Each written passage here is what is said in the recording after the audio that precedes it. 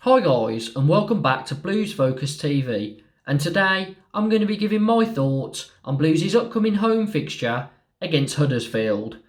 Now Huddersfield, they're in very good form and they're definitely the overperformers this season, being in a playoff spot when I think a lot of people would have had them down at the start of the season to get relegated. I know for myself, I had them to finish 23rd in the league. So they're in great form, massive unbeaten run, and it's going to take some doing to end that. Before we get into the video, make sure to like and subscribe to the channel and head over to my channel. Please like and subscribe over there. I'm hoping to get to 60 subscribers by the end of the month, and I'm currently on 54, so if you could help me out, I'd really appreciate it. Let's get in to the opposition. And Huddersfield are fourth in the table on 56 points. They've scored 44 in 34. That's only over a goal per game, only just, so it sort of shows that they've been very solid defensively this season. They're fifth on away form, so again, very strong away, and it's going to be a difficult game for us to try and win.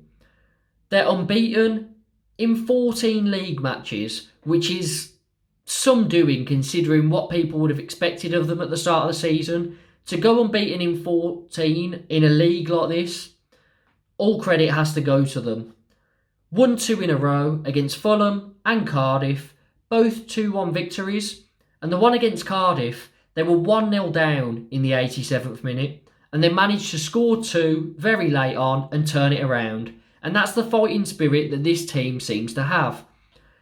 There's some good players here. Josh Karoma is sort of their talisman, tends to get a lot of the goals or be involved. They've also got Sorba Thomas, who, again, a good player, and he does seem like he could cause a lot of damage. So I think they're the two danger men to look out for. That's it for Huddersfield. Let's move on to the Blues. And Blues, still 18th on 37 points. They're unbeaten in 14. We've only won 3 out of our last 15. So a big difference there. But we have started to pick up in recent performances. Not necessarily results, but our performances have been getting better. It's very visible. And with 0 centre-backs at the moment, we have had some good results in there. We lost our last game 2-1 against Reading. That was not a good result at all.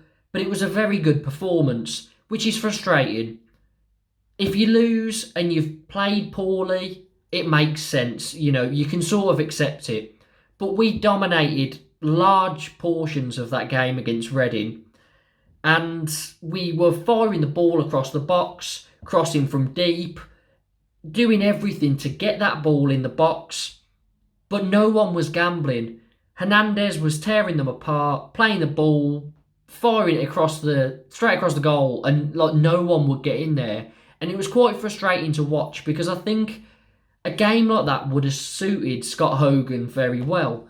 He's a poacher. He gets on the end of chances like that. He's always there in the right place. Whether he'll finish it off, I don't know, but he would have had a lot of chances and he would have taken at least one of those. It was quite frustrating because their first, proper good chance where the ball was under control resulted to a goal, and it was the only chance that Lucas João had all game. And we know he's a very good player, clinical striker, and he's been injured a lot this season. He got one chance outside the box, tucked it into the bottom corner. That's 1-0.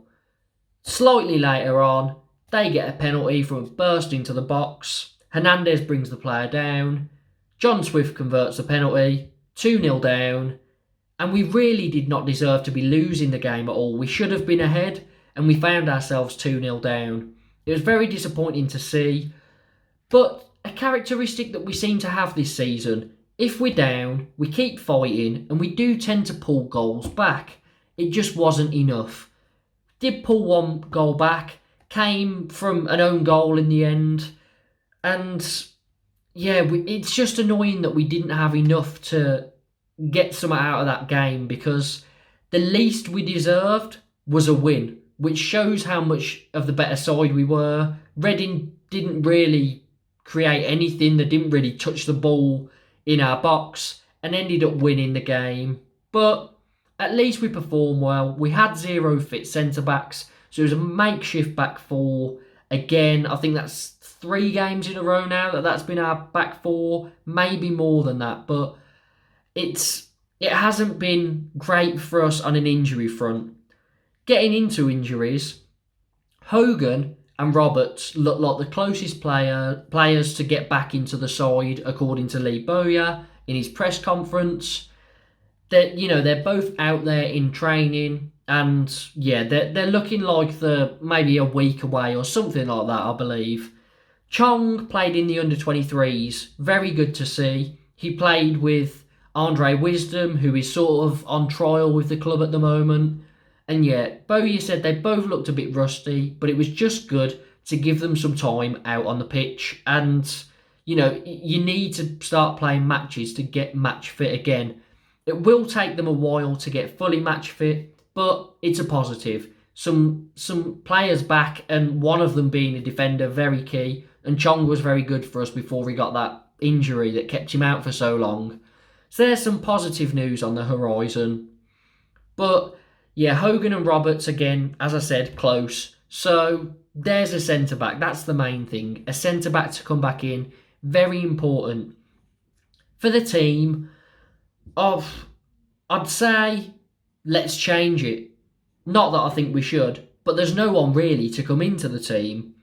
So same team again. That makeshift back four of Pedersen and Colin at centre-back. Graham and Bella as full-backs.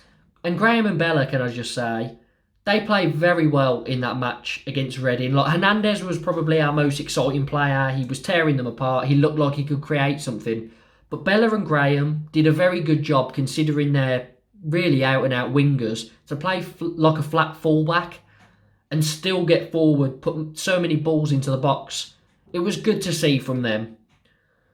I think that should be our team again. Same team, because we don't really have any other options, and our performances are better than they have been, in previous months, really. This month we have been a better side. That's it for Blues. Let's move on to the head-to-head. And in the head-to-head, we drew the reverse 0-0, and in our last 8 league meetings, we've won 2, drew 5, lost 1. So in the 3rd game in a row, we've got a better head-to-head record, but this one's very slight. It much more favours draws, and I think that's going to be my prediction, to be fair. I don't like predicting us to lose. The most recent game I predicted us to lose was actually against Luton, and we won it 3-0. So maybe I should go for a loss, reverse psychology, and we end up running out winners and breaking their pretty long unbeaten run. But no, in all seriousness, I'm going to go down the middle, 1-1. So those are my thoughts on the upcoming fixture against Huddersfield. But I want to know, what are yours? Let me know down in the comments. Please like the video, subscribe, and hit the notification bell for more Blues related content. And don't forget, head over to my channel, subscribe, it means a lot. Trying to hit that goal, 60 subscribers. I'm 54. You can be part of that, and I'd really appreciate it. I've been James from Blues Focus TV, and up the Blues.